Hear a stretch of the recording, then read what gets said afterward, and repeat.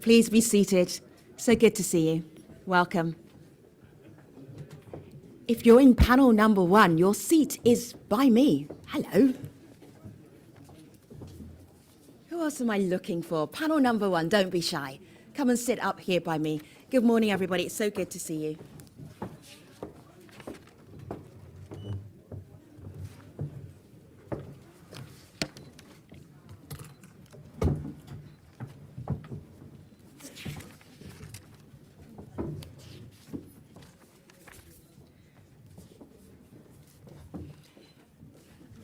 You know, the Global Refugee Forum is about checking in on our accountability to refugees around the world. How can we better assist host countries? How can we improve the lives of refugees around the world? The reason I really admire what the IFC and UNHCR joint initiative has brought to this forum, and also to the whole spectrum of private sector businesses doing joint work for refugees, is because we're looking at solutions. So often we're looking at the challenges and the problems, but certainly for the next 90 minutes, we are definitely looking at solutions. In this high-level event, there are a couple of things that we're doing. We are unlocking the private sector and looking at the solutions in forced displaced context. That is our mandate, and we're going to do it in several ways. You will hear from entrepreneurs, you will hear from businesses who have been set up by refugees, who accept refugees. We have technical experts, we have high-level government representatives. We have you, right, the real brains in the room. So do not think that you are not part of this conversation. You absolutely are. And towards the end, as you've taken it all in, I will be giving the floor to you so you can add to what you've heard. You can ask questions of people you've heard from, and then we will be able to do that together as an entire session. So I'm looking forward to doing that. My name is Femi Oke. I am your moderator for the next now, 85 minutes. So I look forward to being your moderator. In our very first panel, we have, and I'm joined by Mr. Władysław Grochowski. So good to have you.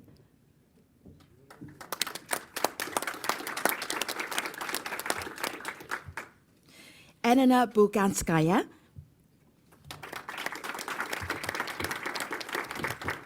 Raf Mazu. And on a later note, we will be joined by Per Hagenes, who is the CEO of the IKEA Foundation. So we're looking forward to when he comes in. In fact, when he comes in and he sits on the stage, give him a huge round of applause. Right. He can't sneak in unannounced. That is the plan.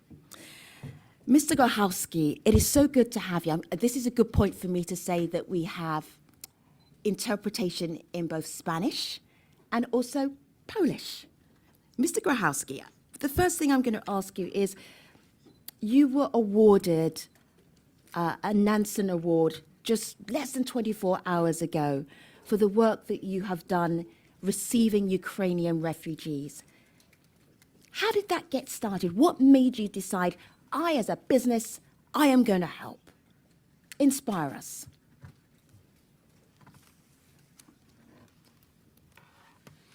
Tak, witam optymistycznie. Nawet jak są nieszczęścia, coś mi się zgadza, przepraszam, to staram się, chyba jakiś techniczny problem. O, przepraszam. Jak są nawet nieszczęścia, staram się zachowywać bardzo racjonalnie. W sytuacjach kryzysowych bardzo szybko reaguję. I tak jak w momencie wybuchu wojny w Ukrainie była natychmiast reakcja, że przyjmujemy wszystkich. Wydałem polecenie, że ktokolwiek przyjedzie do hotelu, ile osób, mamy wszystkich przyjąć. Także był moment, że było i 150% obłożenia. wszystkie pokoje z dostawkami, sale konferencyjne, ale bardzo szybko następowała relokacja, bo Polacy, polskie rodziny odbierali uchodźców i to no, jestem dumny, że jako naród zachowaliśmy się odpowiedzialnie, przyzwoicie.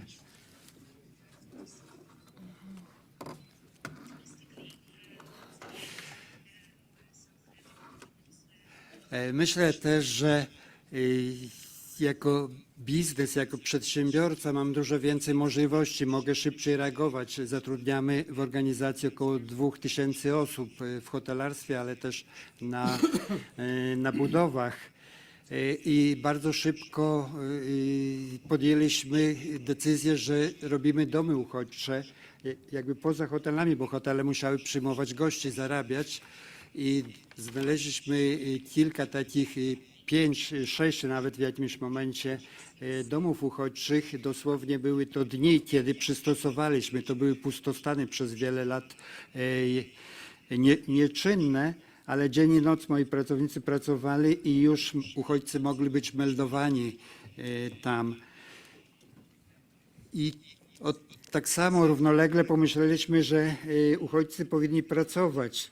I pierwsza jakby reakcja to była kuchnia czy garbarz od Ukrainek w Warszawie na ulicy, już zapomniałem, bo to było bardzo szybko, ale też u siebie zatrudnialiśmy i myślę, że rola biznesu, który przyczynił się do wielu problemów współczesnego świata, biznesu, który też wiele dobrego dał, że wiele ludzi jakby odczuło postęp, edukację i tak dalej, ale równocześnie wpłynął na niszczenie środowiska, wywołuje wojny, różne interesy.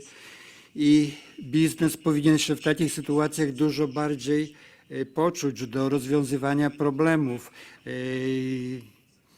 Nie tylko rolą biznesu jest zarabianie pieniędzy, bo jesteśmy na zakręcie.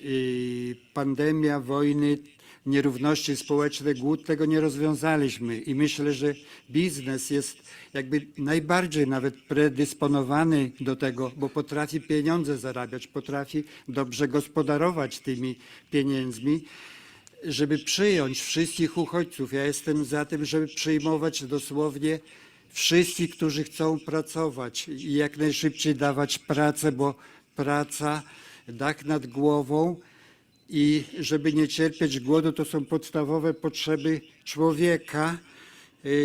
I myślę, że wszyscy ludzie mają prawo do tego, mają prawo do szczęścia. Wszyscy ludzie są piękni, ale przede wszystkim trzeba pracować. Ja osobiście nie dałbym złotówki człowiekowi zdrowemu, który jest w stanie pracować. Najwyżej bym mu pożyczył pieniądze jakieś, ale ma odpracować. To jest jego godność. On czuje się spełniony, powoduje, że może decydować o swoim losie, bo tak, jeżeli bardzo długo przebywa w obozach, w odosobnieniu, może jakby wpaść w depresję, w różne problemy. Znamy to. Podstawowa rzecz, każdy człowiek chce być wolny, chce mieć swoją godność, chce zarobić na siebie, chce awansować, ma zdolności, pasje, umiejętności i rola tych, którzy mogą, którzy mają więcej, żeby pomóc, podzielić się tym.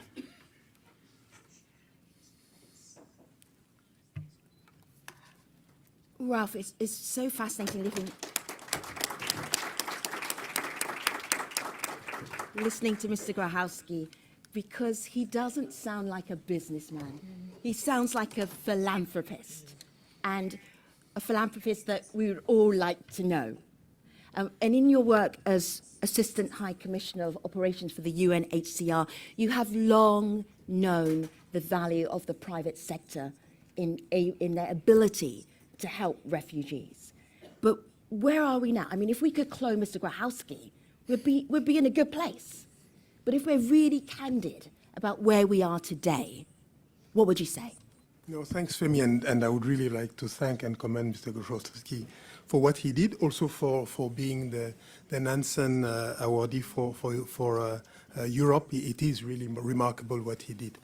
But I would say there is something different that he did as compared to what CSR is about or what philanthropy is about. He said something very important. He said, people need to work. And it's true that there has been this feeling or this notion in the past that you find yourself in a situation of asylum, in a situation of exile, and the issue is not for you to work, the issue is for you to be provided with assistance. And what he did, providing job to, and I was writing down 2,000 people, is a very, very important thing. And when you find yourself in a situation of displacement, you need assistance, you need humanitarian assistance initially, you need help, you need accommodation, you need that support, but very quickly what you need is to be able to continue to do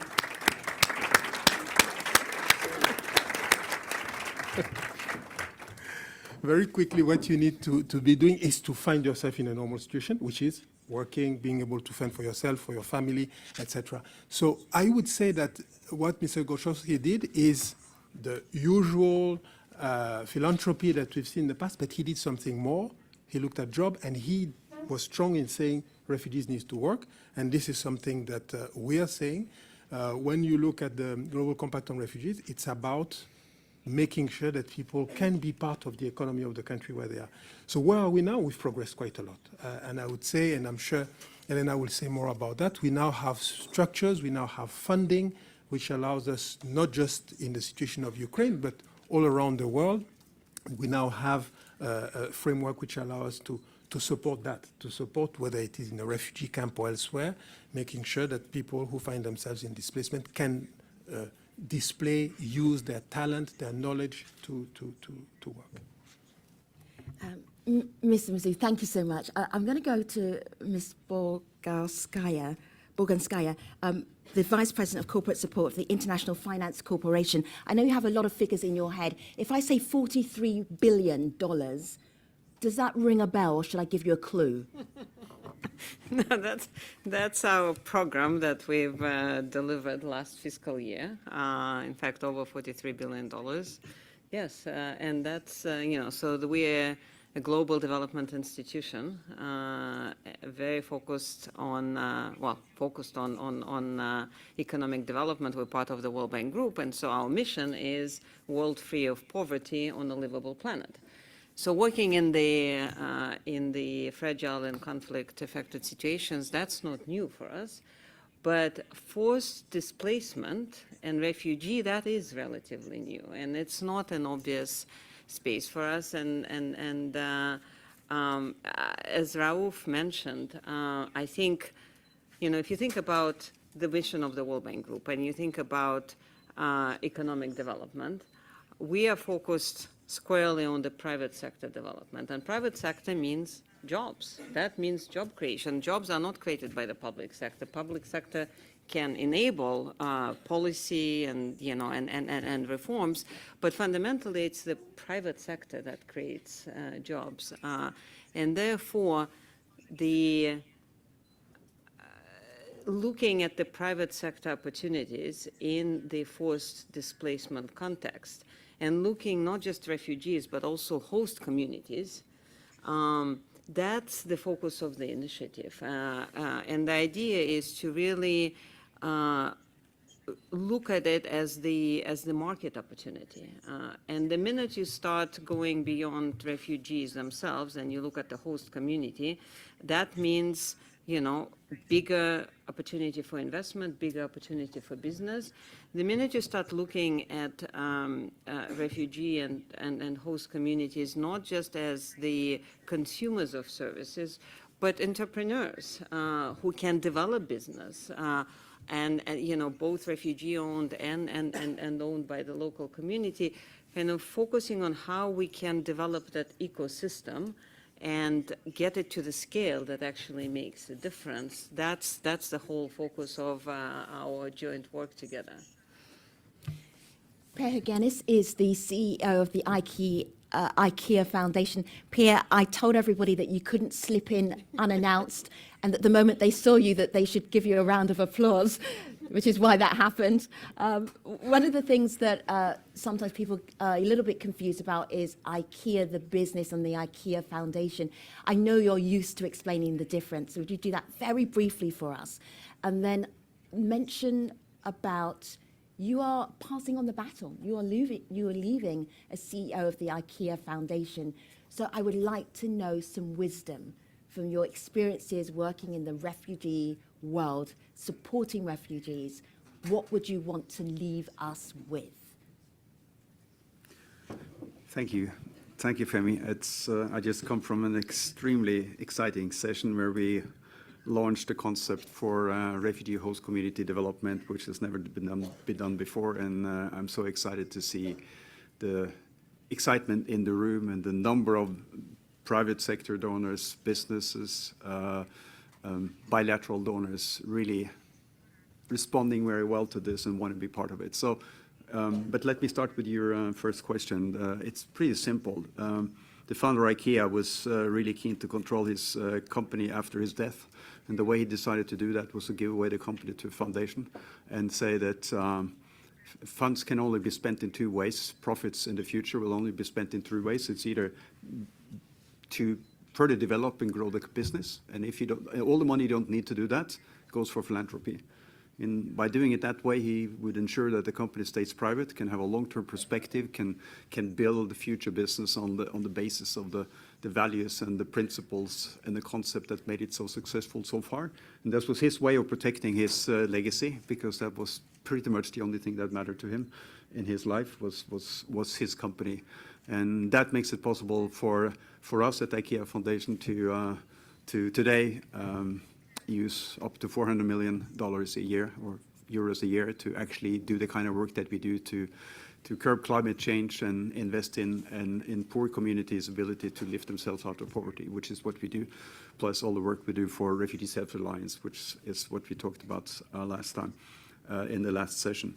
You know, there's so many learnings from having done this for 15 years. And 15 years seems like a long time, but there's a short time for a foundation. It's also a short time when you think about systems change, which is what we're trying to do. We try to change systems fundamentally. And when it comes to refugees, the system need to be changed from refugees being stuck in a camp and not allowed to work, not allowed to move around, and asked to just sit there idle until they come back. And we know they go back.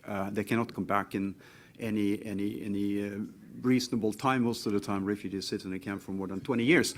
And what a lost opportunity, right? People sitting there doing nothing. So the systems change that we're looking for is taking an approach where you bring development to refugees and host communities together, and you have them work together to lift themselves out of poverty. With refugee situation comes international resources. If those resources can be used against the host community as well as the refugees, not only can you achieve a more welcoming political climate in that country, but you can also make sure that refugees go from being dependent on aid to over time becoming self-reliant and contributing perfectly positive to the community, and at the point where they can live a normal life in their new home, in their new country, as an alternative to having the opportunity to go back. Hopefully they will be able to go back. If they can't go back, they have a chance to contribute positively and get their dignity back and actually be a resource to the host community. And that's why we work with UNHCR in the largest refugee hosting countries in the world, which are low and middle countries in sub-Saharan Africa, in the Middle East, and in Asia, because that's where we have the real challenges. So what I've learned from this, okay, I learned a lot.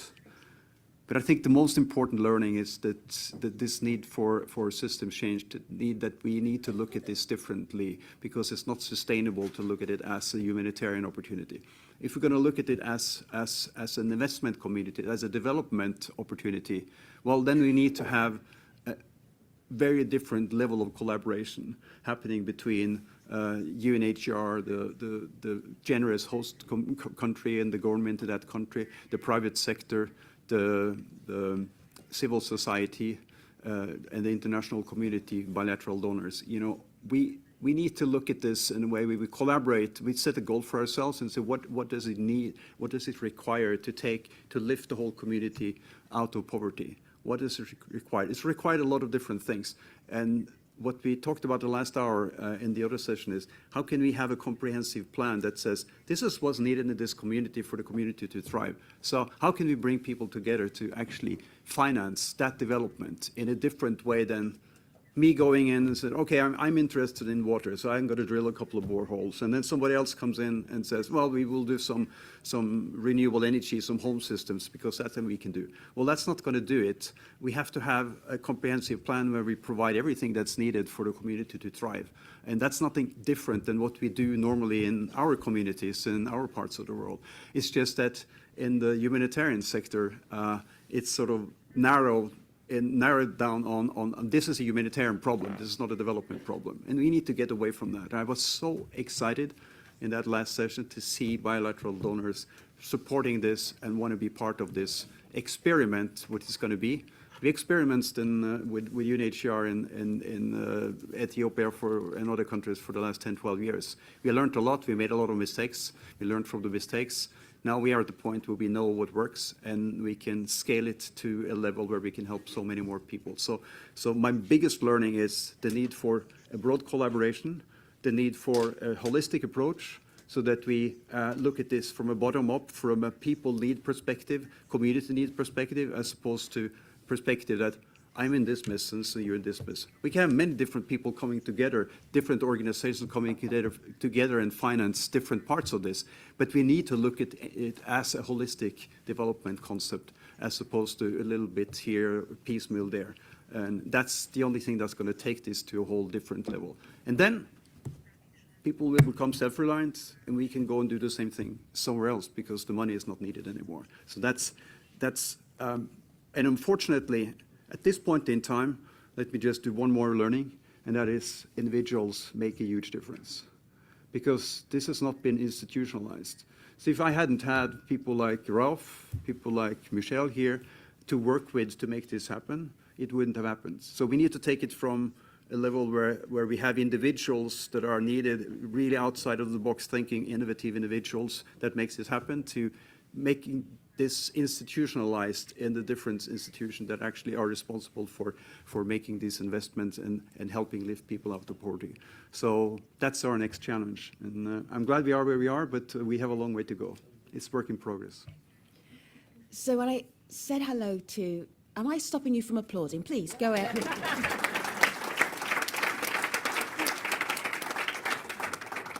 When I said hello to Mr. Grochowski, I said, Mr. Grochowski, are you okay having unprepared remarks? And he put his notes in his pocket and said, I've forgotten them already. I love that. So unprepared remarks for wrapping up this scene-setting conversation at the very start of this session. Mr. Grochowski, what final words do you want to leave us with?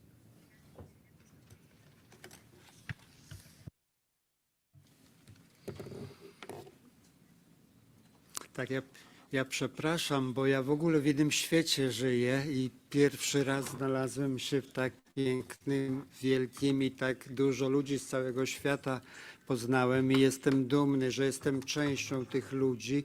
Nasza organizacja buduje czy rewitalizuje obiekty zabytkowe, pofabryczne, zupełnie porzucone, tam gdzie wszyscy uciekają. Dzielnice takie, że lepiej się nie zapuszczać, my tam wchodzimy i włączamy tą społeczność też. Ja wszystkich ludzi kocham.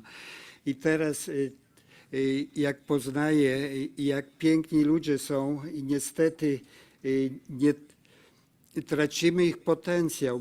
Ja zobowiązuję się, mimo że jesteśmy niewielką firmą, mamy tylko 2000 pracowników na razie, ale bardzo szybko rośniemy. W ciągu 4 lat co najmniej 1000 uchodźców, żeby u nas pracowało. 500 mieszkań wybudujemy, to potrafimy robić. I w ogóle rodzin uchodźczych około 2000. Także to deklaruję, tyle mogę. Mam nadzieję, że jeszcze pożyję, podziałam. Dziękuję bardzo.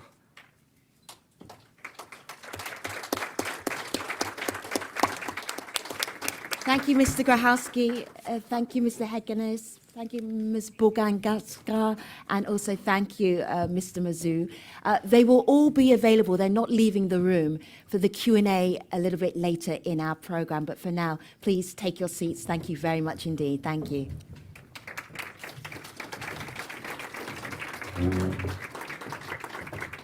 Excellent. So the IFC and UNHCR joint initiative wanted to find out, well, how much is the private sector engaged with forced displacement? Where are we right now? Really good question, because if you're going to scale up, you need to know what you need to do. The Boston Consulting Group have been extremely helpful. I'm going to introduce all the people that you see on stage right now. Fadila Ouattara, Michelle Botson, and also Amatya Lamia. I'm going to hand over for you to find out what the Business Pulse survey was all about. Thank you. Thank you so much, Femi, and thank you so much for being here. My name is Fadila Ouattara. I'm working in what we call the joint initiative, IFC UNHCR joint initiative. You heard about that briefly this morning.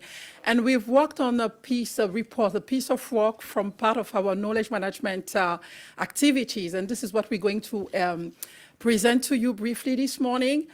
And I just wanted to say that for me, I've been working for UNHCR for the past 17 years.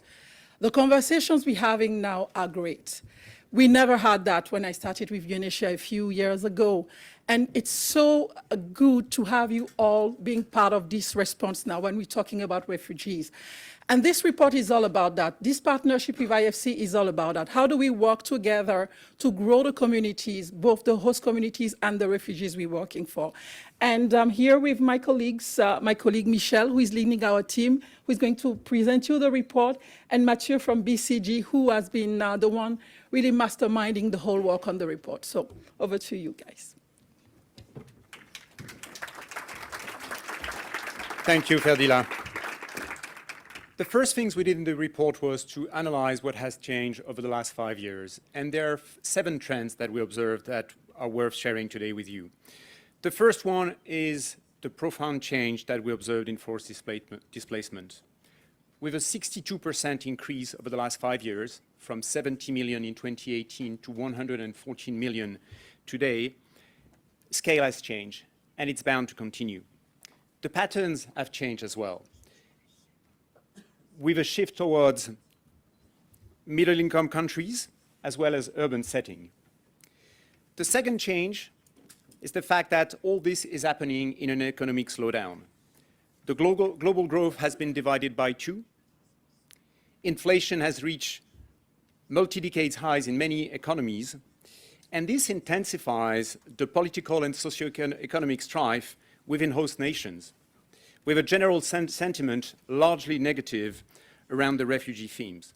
And that's a paradox, because if displacement can put pressure on public services or burden the humanitarian response, it also creates novel market. It is also a great potential for sustainable economic development. In some markets, as we heard earlier, it creates jobs. It creates employees, it creates consumers, it creates new business partners. So it is important for the private sector, but it is also important for the host countries with a real contribution to the GNI. It means more consumption, more income, more profit, more taxes. The third trend is not new, but it definitely impacts the private sector ability to engage in hostile context. Protracted situations are largely addressed with emergency solutions. That's exactly what we see here. How do we move from emergency to sustainable solution? It is very hard for a company to break even in 2 years. And today, unfortunately, the emergency response the perspective is usually a short-term perspective, whereas we need to move, we need to move to longer solution. Trend number 4, private sector initiatives are rising, but they do not scale up, and impact takes time. There's a global momentum to support private sector engagement in forced displacement. During the interview, most respondents recognized that shift. But they also regretted the gap between the vision and the reality in the field. For the vast majority of SMEs, they're still not aware of all the mechanisms that have been created by multilateral organizations to facilitate their engagement, or they believe they are not fit for purpose, and this is a missed opportunity. The last three trends are more positive, and they are creating a platform for sustainable private sector engagement. It starts with employment. All interviewees recognize that FDPs are valuable workers, and in specific context, labor shortages are driving FDP employment beyond the 4 Ds, the dirty, the difficult, the dangerous, and the dull jobs. We heard the former presenter talking about the jobs. We can also think about nearshoring. There was a presentation earlier this morning explaining that the NHS is actually a big employer of FDPs. And we know that in Mexico, in Kenya, in Poland, they are strongly contributing to local economies. Which leads us to the sixth trend, the role of SMEs. When we speak about private sector, we think CSR, we think foundations, we think large corporation. But the reality on the ground is the SMEs are driving the local economic impact within host communities. A few examples. In Kampala, 20% of the refugees own small businesses and they employ people, 40% of which are from host country. Similarly, a study in Turkey in 2018 found that Syrian-owned businesses accounted for 10% of all the firms that had been created in the last 5 years. And they were employing an average of 10 people. However, in many discussions, we also heard that those SMEs are lacking support, in particular basic financing, whereas entrepreneurs are struggling with working capital issues or access to debt. The last of our seven trends shows private sector engagement in forced displacement context can be sustainable and profitable. We have seen some industries particularly proactive in fostering FDP inclusion. And it starts with almost an inversion of Maslow pyramid. When you're displaced today, the first thing you're looking for is a SIM card and a bank account. And thanks to tremendous progress on digitizations of financial services, but also the internationality of the whole ecosystem, the regulators, the financial institutions, the industry network, in some regions such as Latin America, we have seen financial inclusion enabled by the private sector. Thank you. Michel.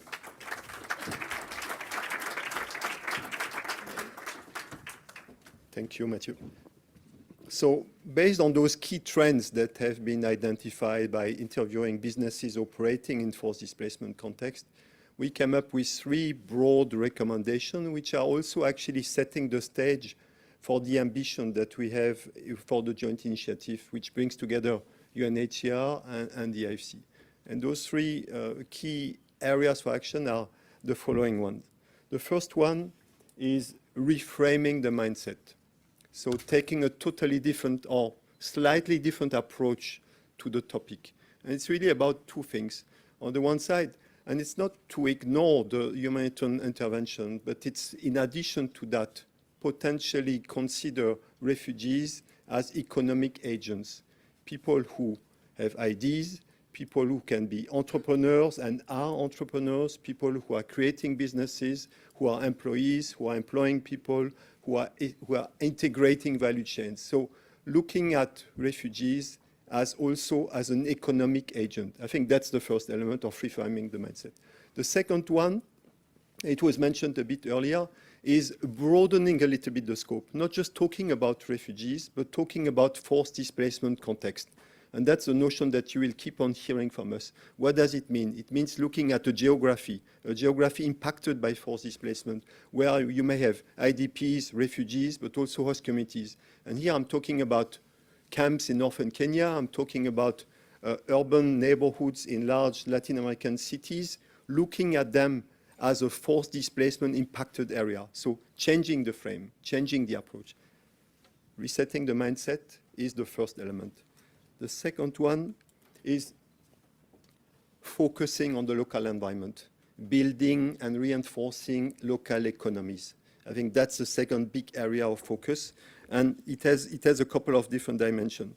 The first one is working with local governments at integrating the presence of refugees into development plans. I'm not talking here about a new GOS plan, but we are talking about the type of example that Per has mentioned about Ethiopia. The idea to look at a region where we can identify economic opportunities. Many of you yesterday evening were present in this room listening to the discussion around the Global Concession-Linked Financing Facility, which is focusing on the public sector, the private dimension of that, and leveraging resources like that, blended finance, concessional resources to enable local economic development is a key angle that we'll take forward.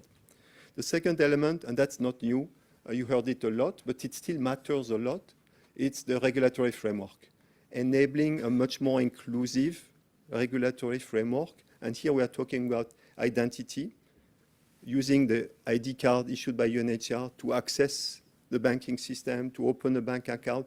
That's a reality from Uganda to Mexico, and a key element. But it's not just identity. It's identity, it's the mobility, the possibility to move, the right to work, the accessibility of work permits, and the right to own a business and to register it. So enabling the regulatory framework has an economic dividend in forced displacement context. The third element in that local economic development approach is changing the way things are being approached. And I would go back to one of the points that Mr. Mazou has made early on.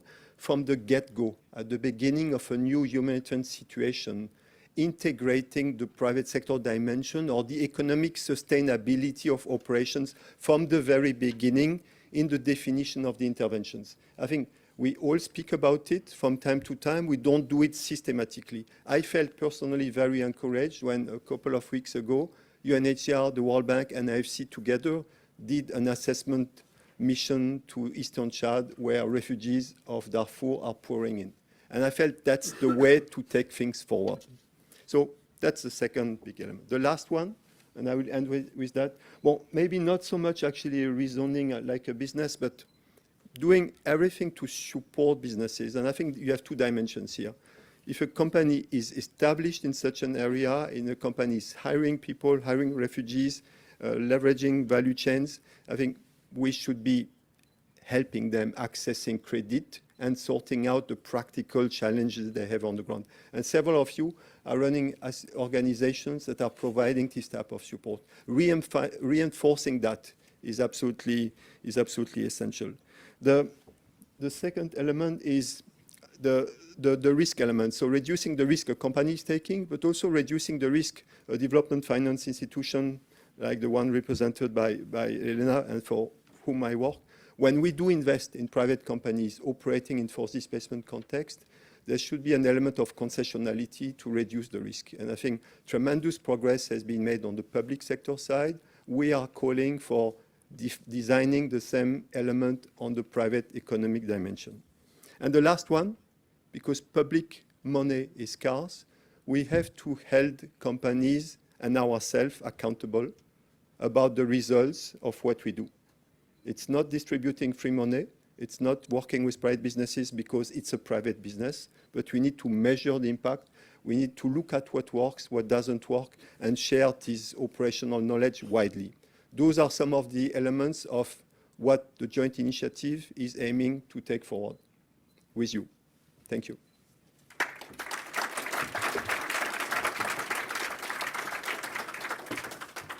So while we change the cards, I'm going to tell you who's going to come up on this panel.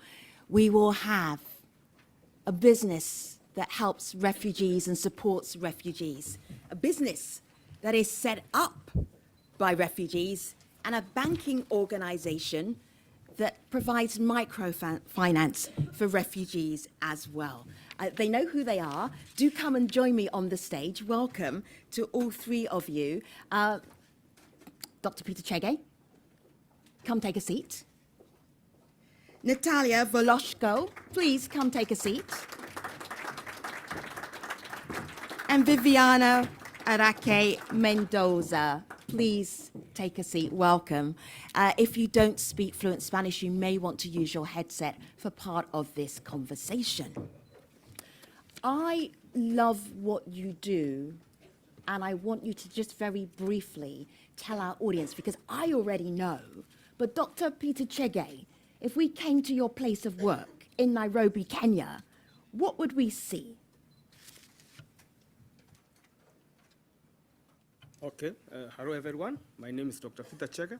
I run an agribusiness venture whereby we offer contract farming to the host community. We have 126 acres of land with 400 host community, and then the fresh produce is sold to the refugee who sells to the consumers. Thank you.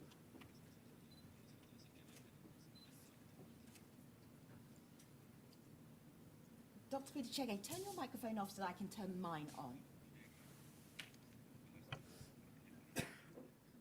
Great, thank you. You missed out a part of what you do. You grow all of these vegetables, this produce, without soil? without soil. It's pretty impressive. They're basically stacked up, almost like growing in thin air. How much electricity do you need to use? Use your microphone, Dr. Peter Chege. So what we do, because we know we have to use less resources, we use less water, less energy. So our system is called non-circulating hydroponic system, which does not use pump. The water stays in the system, but it goes up by capillary action, so that we don't use energy. And then the system uses 80% less water because there's no leaching. The water is used to the entirety and the nutrients. By doing that, we also do vertically, grow crops vertically so that we can use various space. Even in the refugee context, we can have a system which is mounted on the walls of their house. They can be able to grow food. And that system, we call it a garden without a garden, because of course they live in a house. But since they don't have space, we can mount the system in their walls and can be able to grow. Ms. Veloshko, you are a refugee from Ukraine. From Ukraine. And you had to leave Ukraine, and you moved to Warsaw, and you thought, I am going to do what? What did you do? Dear ladies and gentlemen, I express my gratitude for having the opportunity to take part at the Refugee Global Forum, and I'll be glad if my experience helps other refugees and inspires them to create their own business in the new country. I arrived from Kharkiv to Warsaw at the beginning of the war, and my business partner Olesa Kowalczuk and I organized the Educational Center Children of Ukraine in Warsaw. And having an experience in running educational business in Kharkiv, we saw a potential and demand for educational services for children of refugees. As teachers, we also understood that providing education in a warm and friendly environment will not only be a business project, but also will have a tremendous social impact. We have created educational space for children where they can get a quality education, communicate with friends in their native language, study art, history and culture of Ukraine, preserve their Ukrainian identity, language, but also learn Polish and English language and culture. At the beginning of our project, besides personal investments, we also have raised funds for our idea from local governments and charity organizations. Our very first fundraising activity was a concert of the occasion of Children's Day, My Blue and Yellow Dream, which took place at the New Theater in Warsaw with the support of the National Museum. And I should admit that one of the difficulties of us was looking the appropriate and comfortable place for our aims. Within 2 months, we were going and searching for a convenient building, and finally we found the first building for our school in Marki in June 22, together with parents, partners, volunteers from Poland, Canadian soldiers, renovated. This time, we successfully held a summer camp with intensive Polish language training for Ukrainian children in July, August 22, and 350 Ukrainian children had an interesting, nice and active time. And later in August 24, to the Independence Day of Ukraine, the Educational Center, together with the Hotel Marriott Warsaw, organized a concert stand-up with Ukraine with vocalists from USA, Poland, and Ukraine. Started from this event, all charity concerts were held with the active support of the Hotel Marriott Warsaw and Rotary Club Warsaw International. It is undeniable fact that at the beginning of the creation of a new business, it is very important to find newcomers. So we applied many efforts for effective promotion of our project. That's why information about our educational center was spread among Polish non-government organizations, and many adverts were placed in social networks. From September 1st, 2022, teaching of primary and secondary schools have commenced in Marki. Education is held according to Ukrainian program and confirmed by certificate issued by the Minister of Education and Science of Ukraine. School with in-depth study of English and Polish languages. The main sponsor of equipping the school was IKEA Targowiec Warsaw, which continues to support our schools throughout our activities and participates in all the events that we organize for children. Also, we opened Music Academy and bought all necessary instruments. And the Rotary Club Warsaw International provided 12 scholarships to the best students. Also, companies MDDP and Osborne Clark gave us 30 scholarships for children with disabilities. And taking into account the numerous requests of parents who have to stay in Ukraine and who cannot provide safe living and learning conditions for their children, on December 1st, 2022, we have opened a boarding high school where young people learn, live, and prepare for university applications. On February 1st, 2023, the kindergarten opened its doors to the youngest Ukrainians. To organize a kindergarten, we have transported furniture and musical instruments from my music school in Kharkiv. This is not an ordinary kindergarten, but educational space was training in music, theater, and art therapy. Our organization constantly holds charity concerts to raise funds for scholarships for students who study at our schools. The Educational Center organized more than 30 large cultural events with the participation of Ukrainian children. Also, our young musicians took part in the cultural projects that UNHCR organized in Warsaw. And the Educational Center Children of Ukraine nowadays, the 50 new jobs for our Ukrainian refugees, 300 children who study at our schools, 2 buildings rented in Marki, and more than 2,000 children who took an active part in our projects. Currently, the biggest challenge of our project is the rising real estate rental prices in Marki, Warsaw. We are looking for opportunity to fund the property of our own. We also have free places for Ukrainian teenagers in a boarding school and are looking for support for new students who are currently in Ukraine and are waiting for the opportunity to study in this safe environment if they receive the scholarships. I appeal to all refugees who had to leave their homeland and start their lives from scratch. I survived 2 wars, moved twice, and started all over again. But it was a new project that brought me back to life, gave me inspiration and hope for the future. Don't expect that sometimes in the future you will begin to live here and now. See what problem the people around you have and try to solve this problem. And in conclusion, I want to say that by supporting our project, you are supporting not only the refugee business, but also the new generation of smart, free, creating people who are able to do good and bring peace to our world. Thank you so much.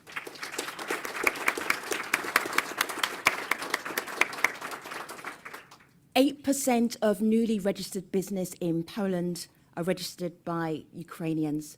I think Ms. Voloshkov here gives you an example of why that is the case.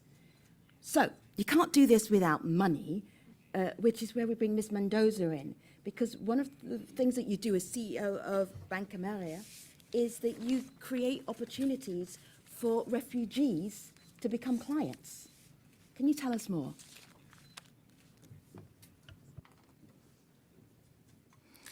Sí, bueno, primero, muchas gracias. Muy buenos días para todos. Para mí, para Banca Mía y para la Fundación Microfinanzas BBVA es un honor estar hoy aquí y ser invitados a contarles nuestra experiencia. Bueno, primero yo les quiero contar que nosotros somos el primer banco de microfinanzas de Colombia. Hoy atendemos 1.6 millones de clientes, dentro de los cuales también atendemos refugiados y migrantes. En Colombia, como seguramente muchos de ustedes saben, hemos vivido a lo largo de muchos años una situación de desplazamiento interno por el conflicto que hemos vivido ya por cerca de 60 años. Y en los últimos 15 años hemos tenido una migración que se ha incrementado desde Venezuela, precisamente por la situación social que se vive en este país. Somos entonces el país de Latinoamérica que más migrantes ha recibido desde Venezuela. De esta manera, pues esta situación no podía ser ajena a nuestra misión. Nosotros nacimos para trabajar por población vulnerable, para apoyarlos en el desarrollo de sus negocios, de sus emprendimientos. Y cuando llega entonces la población de Venezuela a Colombia, pues sabemos de la gran oportunidad que existe en su inclusión económica y social. Así que desde el año 2019 comenzamos a trabajar para ellos, precisamente con un primer piloto que tuvo por objetivo llegar a 200, los 200 primeros migrantes. Y bueno, ya hoy en 2023 podemos decir con mucho orgullo que tenemos 8.300 clientes migrantes que han tomado productos y servicios de Banca Mía. Fuimos la primera institución que les permitió vincularse con un documento temporal. Esta es la parte, digamos, más difícil tal vez para las empresas privadas, adaptarse a toda la diferente documentación que tienen los migrantes hoy en Colombia. Tenemos 6 tipos de documentos con los que ellos están hoy creados en nuestra base de datos y eso pues claramente representa un reto. Sin embargo, dada nuestra vocación, hemos estado dispuestos a adaptarnos. Hoy tenemos a estos migrantes con una contratación de más de 17.000 productos y servicios financieros que están ayudando a desarrollar sus negocios e integrarse económicamente con sus comunidades. También es un orgullo para mí compartirles que la Fundación Microfinanzas BBVA, principal accionista de Banca Mía, trabaja a lo largo de Latinoamérica en 5 países donde nuestro impacto se ha expandido y hoy llegamos a 17.000 migrantes. Estamos trabajando en Perú precisamente con mucho foco en poder desarrollar también una oferta para ellos. Esto se trata de un objetivo genuino de creer que la integración económica y social de los migrantes es una oportunidad para nuestros países, para nuestras instituciones, y es un camino de largo plazo donde estamos seguros veremos los beneficios no solo a nivel económico, social, sino también ambiental y de resiliencia de nuestro país. Muchas gracias.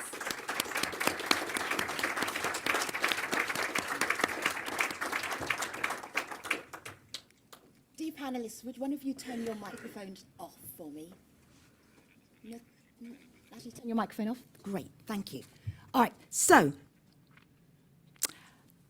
Dr. Chege, you are a successful local business. If you could give one piece of advice to other local businesses, just one piece of advice, straight from the heart, unfiltered. Yeah. Oh, excuse me, excuse the pun. Filter, hydroponics. Yeah. Didn't mean that to happen. But what would your one piece of advice be? So what I would tell other SMC who want to work with this contest is you have to do it differently. It's not issue in that contest. The business model has to change because refugee at the host don't have enough income. So you have to come up with an innovative, like a credit model. That's what I was talking about, the subscription model, so that at least we can be able to work with them. And the other thing is you have to solve the issues as they arise. Because sometimes us where we used to work, you didn't have such issues. But when you come to that contest, there are some maybe issues with the politics. Sometimes they are not used to the business, like where we are. We own a company. So they are used to donor money. But now us, we have to do business with them. They have to learn from us. So to change that mindset, you also have to connect with the partnership with the county government, with the development partners, get the data from them, what they have been doing, and also the resources, untapped resources which are there, like the boreholes which are there, that we are using from UNSSR, They used not to be used, but now you are able to clean that water if it is saline and then use for agriculture. So it's just changing the mindset and doing the business differently than what you Doing business differently, changing the mindset. I was on your website earlier on today, and your team and you were doing something like 1, 2, 3. Can you tell me what that is? And can you end with it?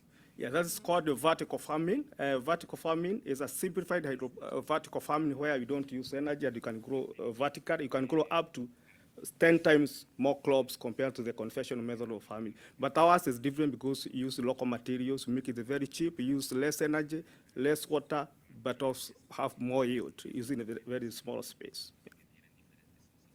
Thank you so much. I really appreciate all of your insights. It's not easy to sit up here and to be watched and give out insightful information. I thank you very much. Please take your seats. Thank you. Take a seat. Development partners. Oh my goodness, you have a tough job. How do you follow that? Let me call you up to the podium.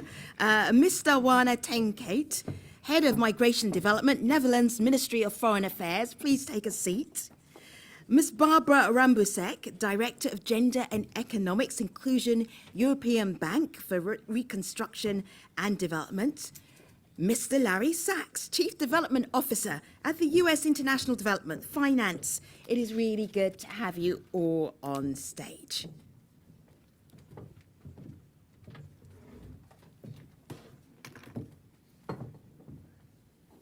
Very good.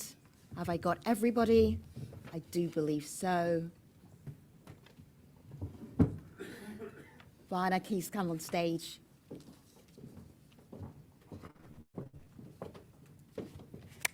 Oh, and Lottie Machon. Hello, Lottie. Thank you. State Secretary for Development Policy, Ministry of Foreign Affairs of Denmark. I really appreciate you all coming on stage. We are going to do this very swiftly because I really want to see what else have we. Larry Sachs is like, I have a 20-minute presentation, Femi. Just 50 slides. Just the 50 slides. It's really interesting to look at this through a gender lens as well. What did you see? What did you take away from what you've heard so far? Please, yes. Hello, so very nice to be here, and I think there were clearly a lot of takeaways. One of the key ones, actually, that for me really stand out is that the private sector is the job engines, the job growth engine in this world, and we need to look at refugees, men and women and everyone, as people who have human capital and who can help the private sector to grow, to innovate, and to do better.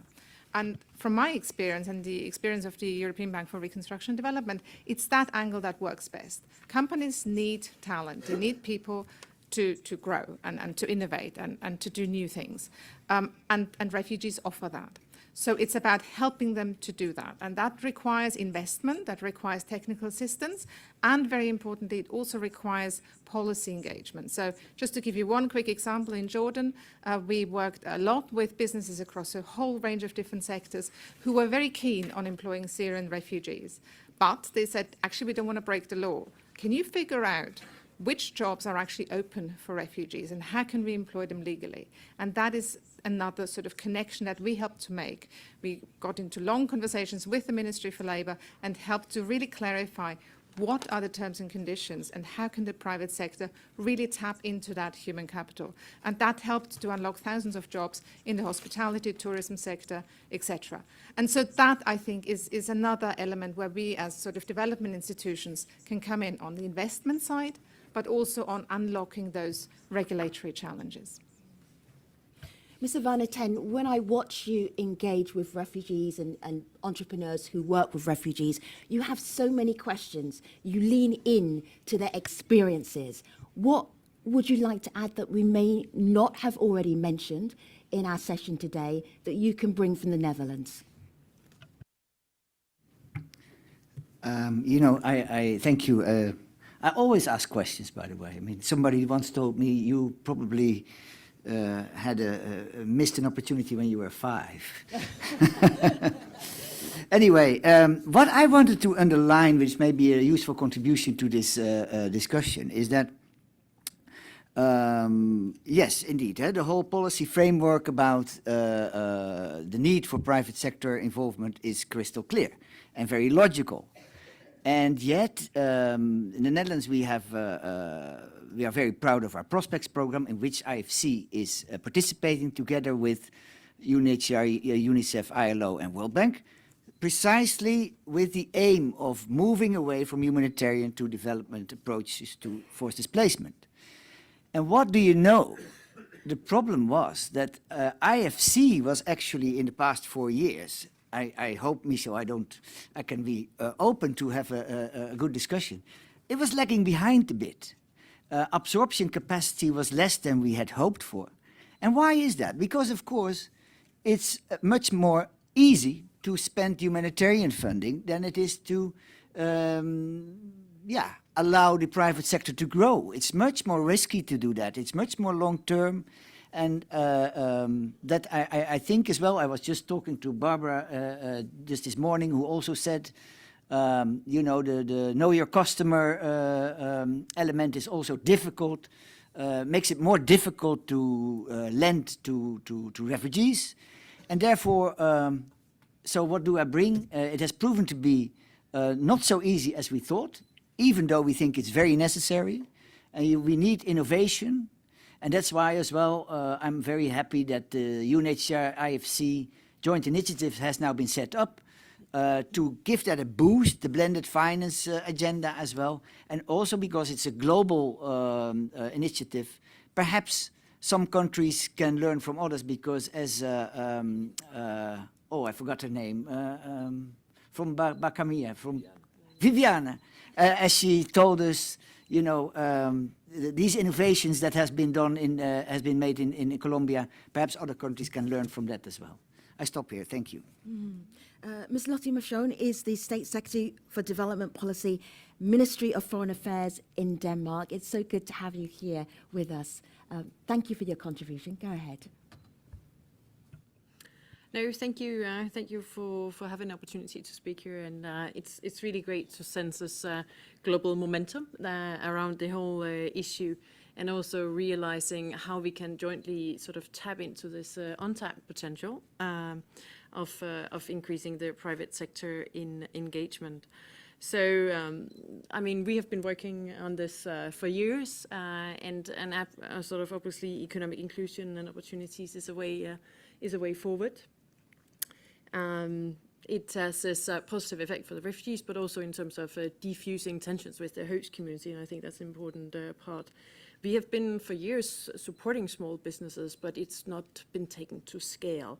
And I think this is what's most important to come out of this, is how do we work on scale? How do we get to efficiency and impact and crowd in other donors? And as a bilateral donor, I think we have a key role to play in ensuring that we look at it, as has been said, I think from the IKEA Foundation, as a development and investment opportunity, still doing what we need to do with the humanitarian means, but crowding other donors to really look at it as an investment perspective, and help also in our role to do work around the framework conditions. Otherwise, we won't get the private sector to work, whether it's small, medium enterprises or larger ones. Mr. Sachs, you came to this forum with a particular mission in mind, and we're about to lean into that mission. Please go ahead. Yeah, thank you so much for that, and good morning, or I guess technically good afternoon, or however you want to capture it. It's good to be here. For those of you who don't know me, I'm Larry Sachs. I'm the Chief Development Officer for the U.S. International Development Finance Corporation. So what that means is that my goal is to help ensure that the capital that we mobilize is directed towards delivering on concrete, measurable, tangible development, and in certain cases, humanitarian outcomes. And then before that, I was working as the Deputy Assistant Administrator for USAID's Bureau of Humanitarian Assistance. And so there's really no panel that kind of hits the center of the Venn diagram of why I'm here than this one. And it's great to see former contrapartes mexicanos and socios de Colombia like Viviana and Banca Mia. So really feel at home here. Just a pleasure to be here, and an honor to be with these other inspirational panelists. And while it's great fit for me. Unfortunately, I think we're all here today because we recognize that we're grappling with unprecedented global humanitarian crises, and whether those are generated by man-made conflict or climate or health crisis. What we know is that we have to be thoughtful, strategic, innovative, and willing to adjust and to modify our approaches. And so that's the kind of thing that I've been thinking about in multiple forums that we've had at this conference and in others. I think we've all talked about the fact that governments just can't do it alone. The challenges are far too great. And so the best way that we can catalyze long-term sustainable change is by building new partnerships and new alliances. And one of the ways we can do that is with the private sector. And so if we really want to find ways to leverage the skills, the technologies, the innovation, the resources of the private sector, it's important that we do that in ways that we're also elevating the voices of displaced communities and refugees and economically empowering them in the communities where they arrive. I would say that for the DFC's perspective, we're principally focused on private sector-led, market-driven, localized solutions that are aimed at development and building kind of self-sufficiency in displaced populations. We know that they bring with them, as others have mentioned, a vast set of skills and knowledge that can better serve their homes. We've all too frequently, I think we've seen when displaced populations and refugees get trapped into cycles of dependency on humanitarian aid. And so there are real opportunities, as others have pointed out as well, to think about ways that we can look at social and economic integration. And so just a couple of quick examples of things that we do. Some of them we've heard about already. We do have at DFC kind of a diverse toolkit that includes debt financing, equity investment, private equity funds, private equity funds, loan guarantees, refugee impact bonds, and a range of other tools that we can bring to the table. We've supported 5 financial service institutions in Colombia, including Banca Mia, where we partnered to provide assistance to Venezuelan migrants and economic and social integration. We also supported about 17 financial service institutions in Colombia that were supporting the implementation of the peace process that was signed between the government of Colombia and the FARC back in 2016. And these are fascinating because they mobilized over 1.2 billion in resources out to isolated rural conflict zones in Colombia, places that in previous years were considered non-permissive because of the violence.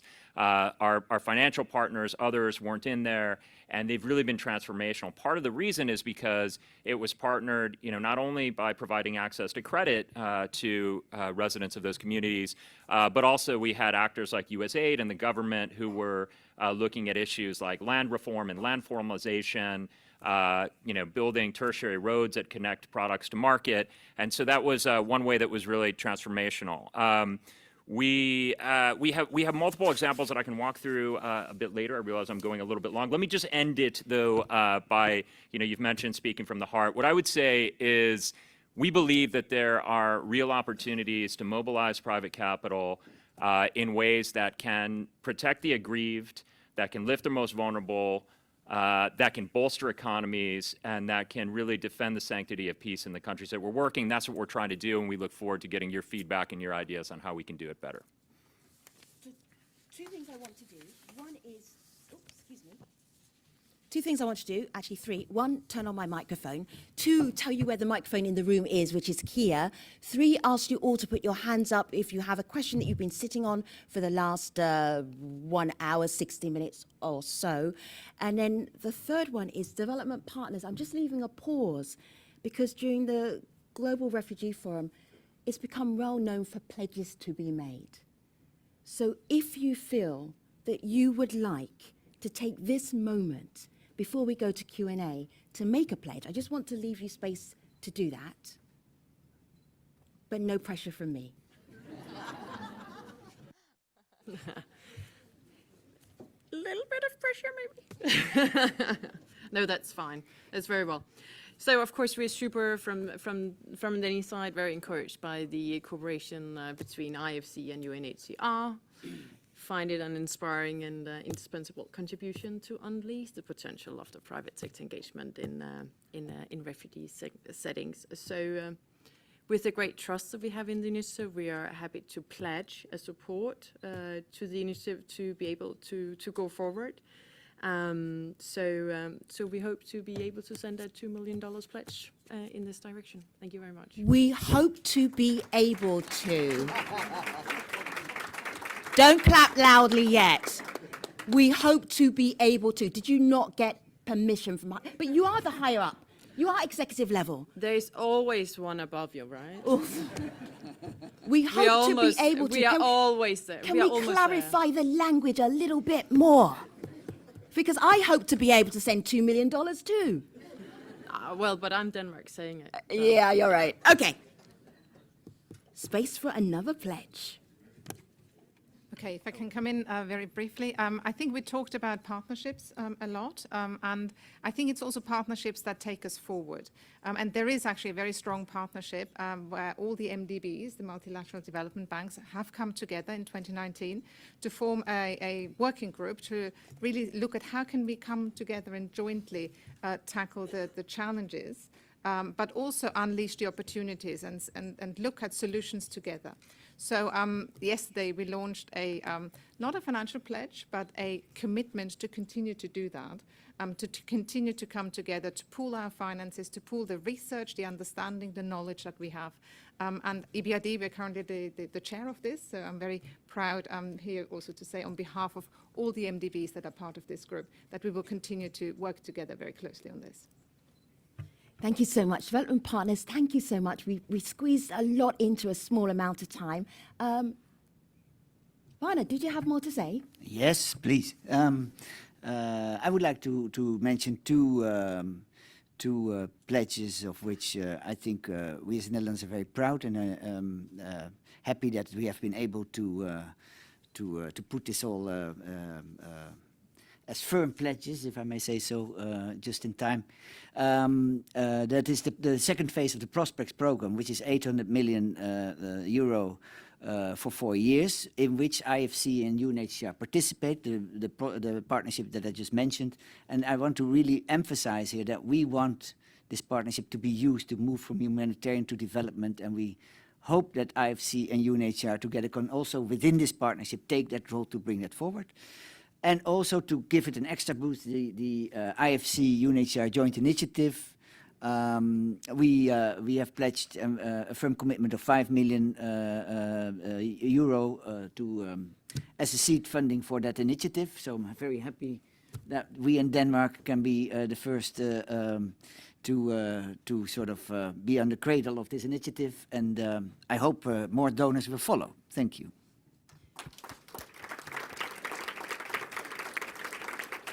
So donor partners, I'm going to leave you on the stage for now, because if there are any questions, you've got a microphone right in front of you. And then the questions in the room are coming from where? Anybody you heard today, you can speak to. Microphone, third row, just behind you, turn around, keep your hand up, some even stand up, makes it even easier. Stand up, stand up, there you go. I was worried that you might already be standing up. There we go, fantastic. Thank you very much. My name is Phil Manulu. I'm the president and CEO of IDA Relief, International Emergency and Development, based in Houston, Texas. A former refugee from DRC, I was a refugee in Uganda. Now, my concern here is, let's talk about some serious money. What I heard yesterday is UNHCR is actually short of $400 million for the next year. Now, I'm actually afraid we are not talking about few $1 million here. So how do we think UNHCR will be able to get the money they need? And I'm sure Larry is looking at me and say, can we get that money to make sure that refugees are taken care of? Thank you. All right, well, you come to the right place, because this is private sector and the UNHCR working together. Eleanor or Ralph, who wants to take that one?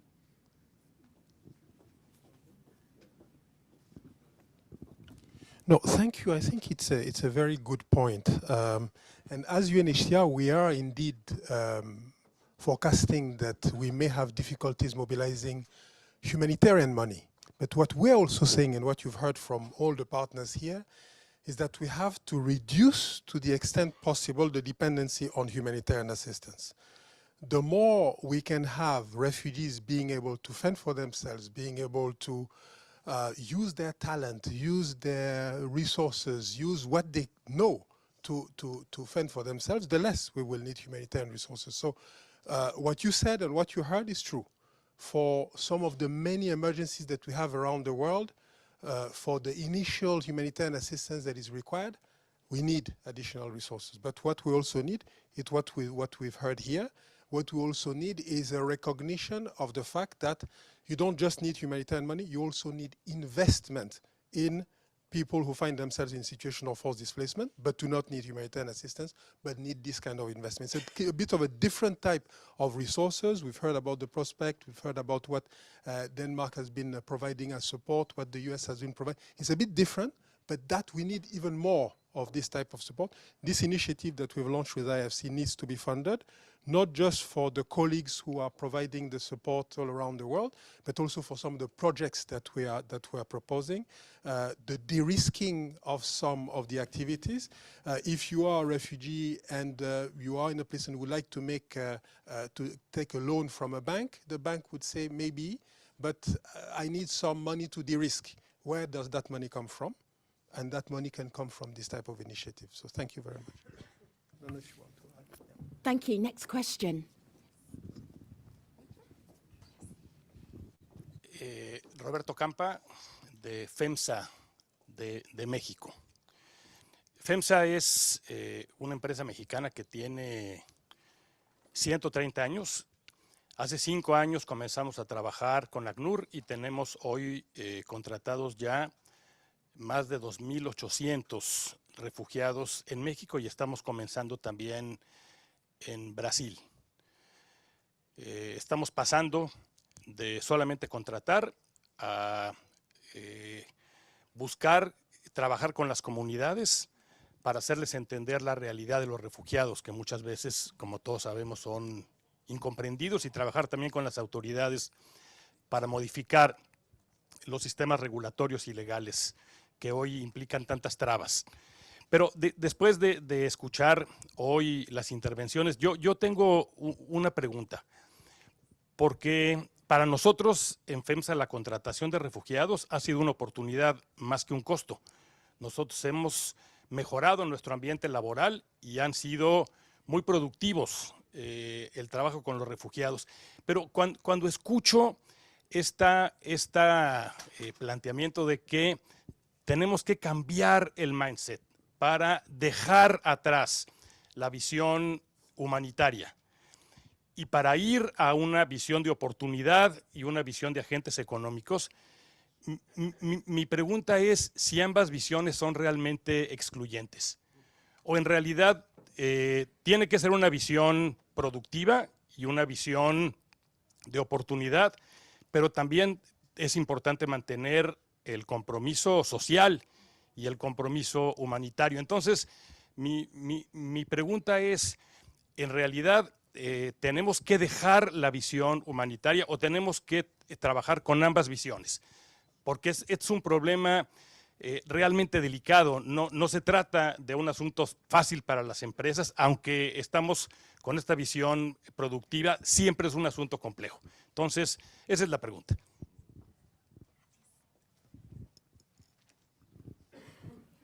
Oh, that is a deep, deep, deep question. But I have the panel standing by, ready to answer it.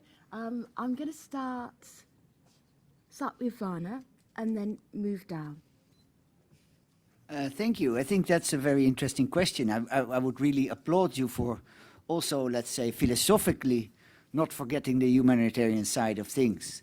In that sense, no, we should not leave the humanitarian mindset at all.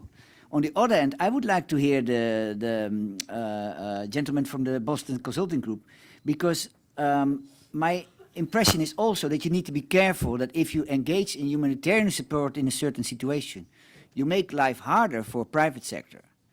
And you need to therefore be careful not to crowd out private sector initiatives. And that's why maybe you do need to move from one to the other. But I would like to really hear his view as well. Thank you. Well, in my opinion, I think it's both. I think we need to move from a one-size-fits-all, whereas we know the realities are very different. The ecosystems are very different. There are places where the integration into the local economy, makes sense for everybody, makes sense for the hosting communities as well as for the refugees.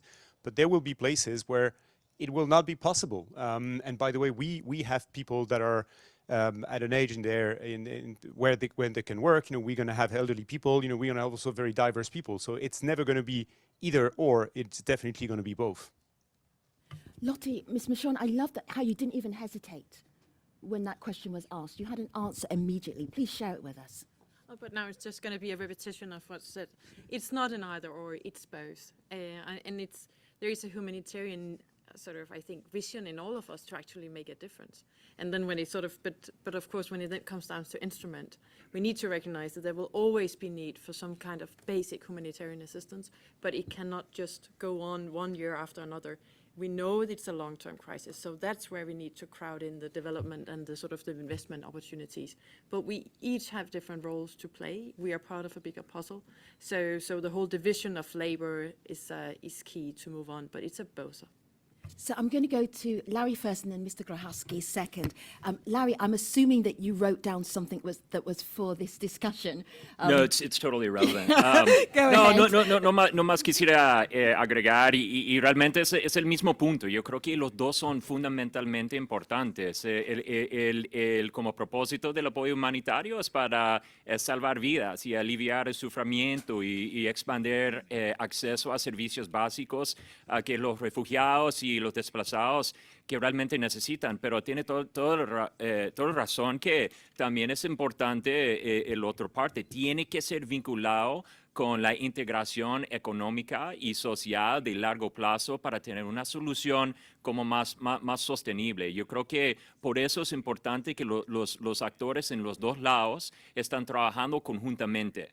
Entonces, en lugar de hacerlo en silo, no sé si esa es la palabra, yo creo que es muy importante de los actores del apoyo humanitario, están trabajando hombro a hombro con los actores del sector privado, con actores como nosotros para hacer la continuidad a largo plazo.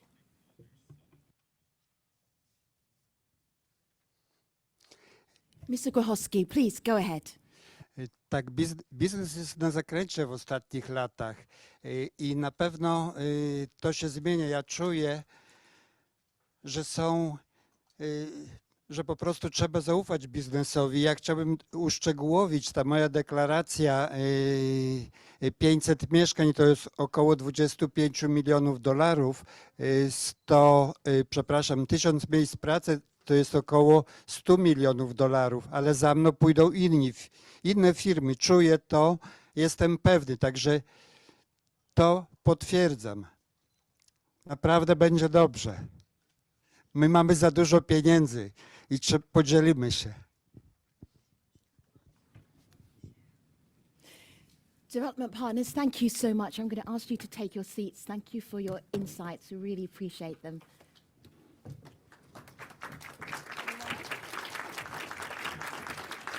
And there are so many places that you could be during the Global Refugee Forum. I feel so privileged that you spent it at this session. To close the session, we have Eleanor and then Rolf. This is the IFC UNHCR joint initiative. So you get joint closing remarks. Eleanor, please. And Rolf.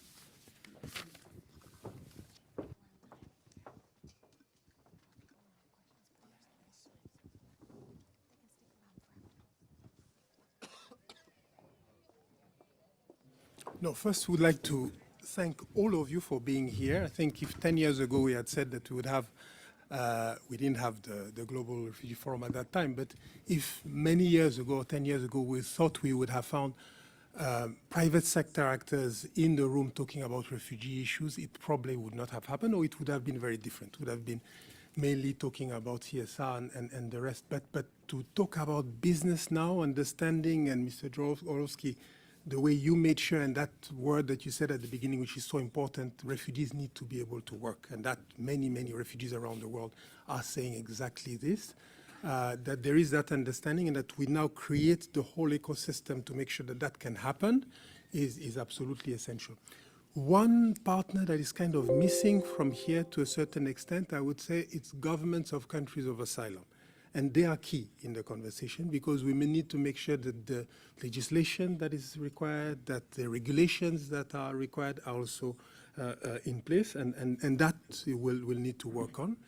And if you allow me, I will also, the question that was asked, which I think was absolutely spot on and essential, ideally, if we're talking about inclusion and integration, humanitarian assistance should be replaced by social protection in a country, ideally, meaning that refugees who are in a country should all even be integrated in the system that provides support to those who cannot work or need special assistance from the government.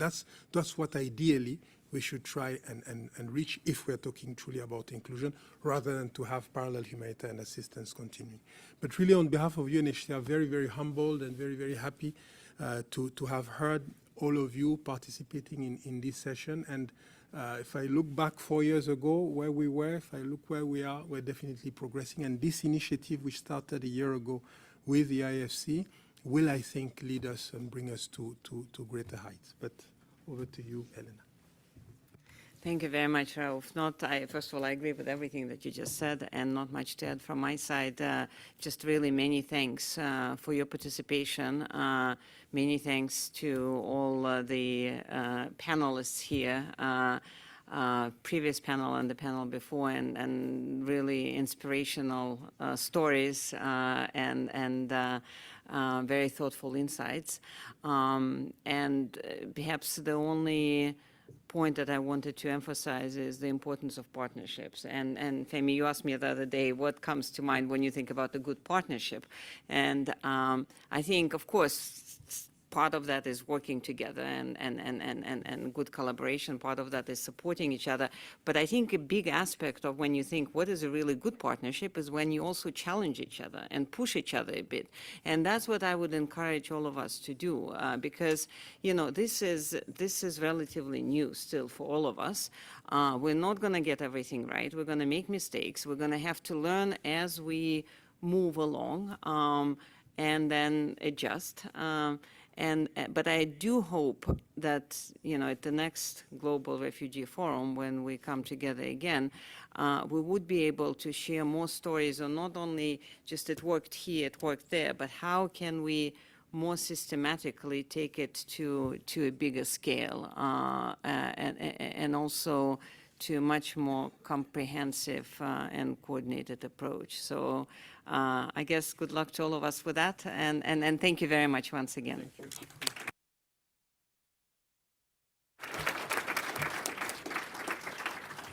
We have 1 minute to leave this room. Plenty of time. The only thing I'm going to ask you, though, to do is leave behind your interpretation headsets. I know you're attached to them. Do not take them out of this room. Thank you so much. If you've got a conversation to have with any of the speakers, we can do it just outside. Thank you for spending 90 minutes with the IFC UNHCR joint initiative. Have a great afternoon. Thank you.